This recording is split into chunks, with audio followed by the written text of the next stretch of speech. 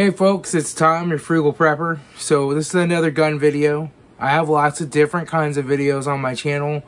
I'm not one of those channels that just do it for the money and the advertisements and all that stuff. I just have a personal YouTube channel. It's fun. I've had one since 2012.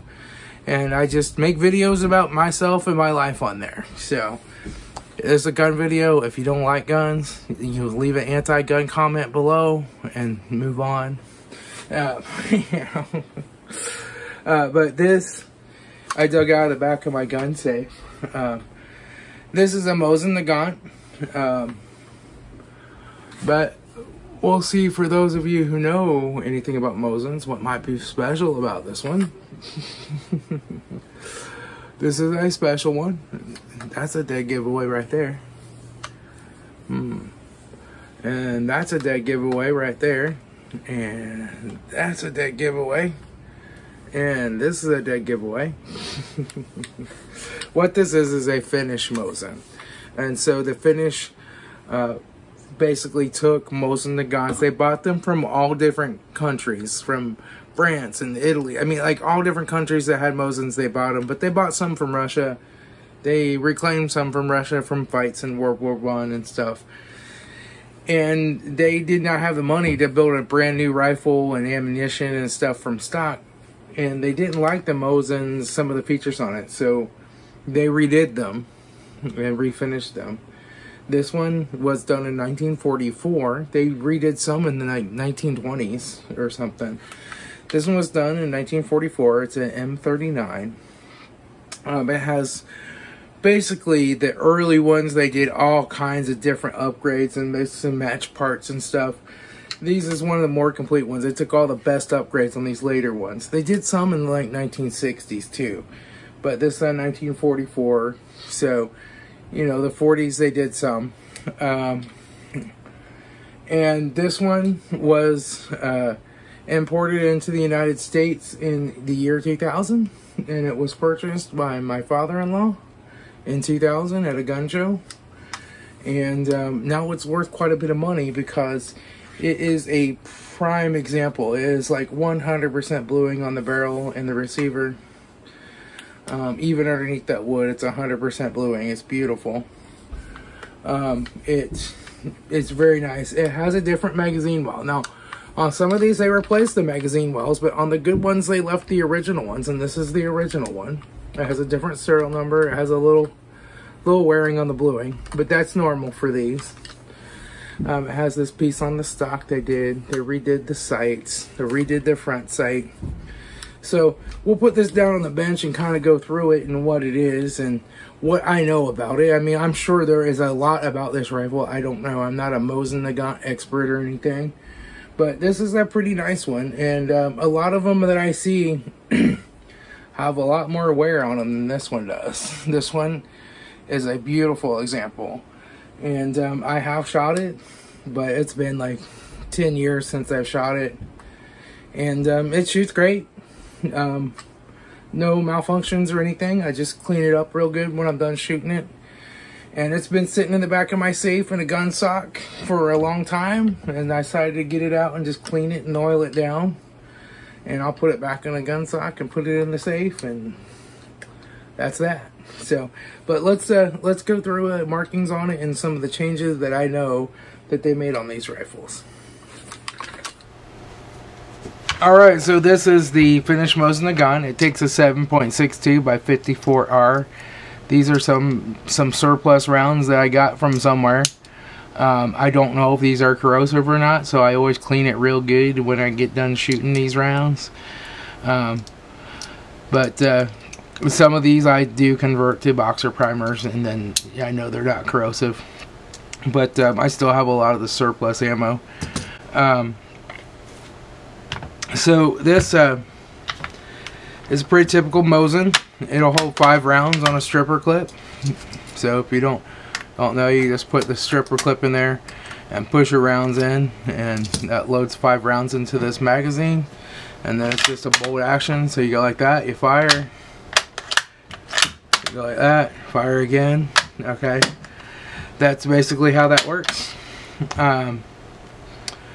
The rifle is Finnish, and the main thing that you'll see here is this is built on what was previously a Russian receiver, and this little divot right here is where they ground the Russian symbol off of the receiver. So they didn't want to leave that Russian symbol on there, and they put their own. And this has a SA here, which means that this was the Army. It wasn't a civilian rifle. Now there were some of these that were used in the civilian guard, and they were re-imported into the Army. But my understanding is that those have the SA on the side, and the ones that have the SA on the top are usually just built for the Army. Its serial number is 25750 something. It has this little S with a gear logo on it. That means it's a Seiko barrel or whatever. The barrel has been replaced. So they replaced the barrel. And this was made in 1944. And that's not when it was originally made as a Russian rifle. It could have been made in 1900 or 1890 or whatever. But it was redone in 1944 by the Finns. And they redid these receivers, reblued them. They remachined them to make them extra perfect. They also upgraded the triggers in these and gave them a better trigger. A lot of them, they did change the magazine, but this one they did not. So it just depends on how good the magazine was, and if they felt it needed replaced, they replaced it. This one they did not feel it needed replaced, so they didn't replace it. They also refinished and or repaired the stocks. So this one has this on it that you can hook the belt through, right? Or it has this lever down here you can hook the belt through. So either of these. Alright, now they had several different stocks. They redid them with different loops and stuff over the years. But this was the final release. This is the way they did them. So you can put that belt through there, and you can hook it up to here on the side or the bottom as well. So you can do that. The other thing that they redid on these was this rear sight. The Russians had some weird measurement, some arson or something. But basically the Russian measurements basically mean that there is like 3/4 of a meter to one of the Russian measurements, the arson or whatever. And so they redid these, and it has a 1.5 measurement on it, and this is in meters. So you know, because the Finnish use meters, and the 1.5 makes it extra low, so you can sight this in at a short distance. But that's completely a different type of sight. It's all replaced. Then this right here, of course, is different. This barrel, and it has the spring latch release on it right there. So you can basically just push that down and slide this forward to release that. So that's replaced by the Finnish. And then this is also different. It has this hinged front cover. You take this screw out and it unhinges off. You have to unscrew the cleaning rod and pull that out first, and then you can pull that cover off. Then you would pull this one forward, then this top will come off, and then you have to take off this screw and this screw back here underneath the bolt. So the bolt comes out, you pull it back like that, then you press the trigger, you pull it out, and you have to take off this screw right here. And then this whole barrel assembly and stuff comes out of the gun for cleaning and maintenance. You have to push the trigger to push that back in, and then you're set. So it's just that simple. The front sight has this screw in it, and it is adjustable. It has these little notches in it, if you can see those, where you can turn that screw and you can adjust the sight from side to side to get that perfect. So I've only shot this out to about 50 yards. I haven't even had it on the 100-yard range. And it was dead on accurate at 50. I had to aim just a little bit low, but that's because it's so close. but it's pretty much dead on. And I would like to take this out and shoot it at a few 100 yards sometime. But honestly, I'm so blind I can't see very well out those kinds of distances. But I'd like to see what I could do with it. But if you're looking for a Mosin Nagant and a really nice one, these are nice. They were only like a couple $100 back in 2000 when they came out. These sell for quite a bit more than that now, and this one is so perfect and is such nice shape, such nice bluing. It's such a perfect example of one.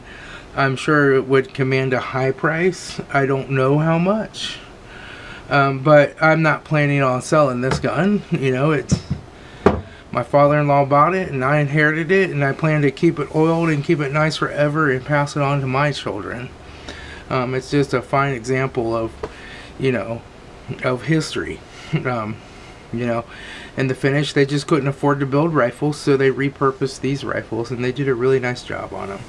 So that is my Finnish Mosin Nagant, my 7.62 by 54mm rifle.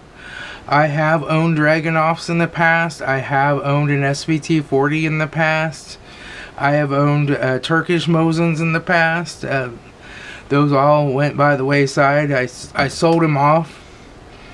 I wish now I wouldn't have, because they are worth a lot more money. But back in the day, in the early 2000s, you used to buy it and sell that stuff. Buy it, take it out, shoot it, take it back to the next gun show and sell it. You know, those weren't Turkish Mosins. Those were Turkish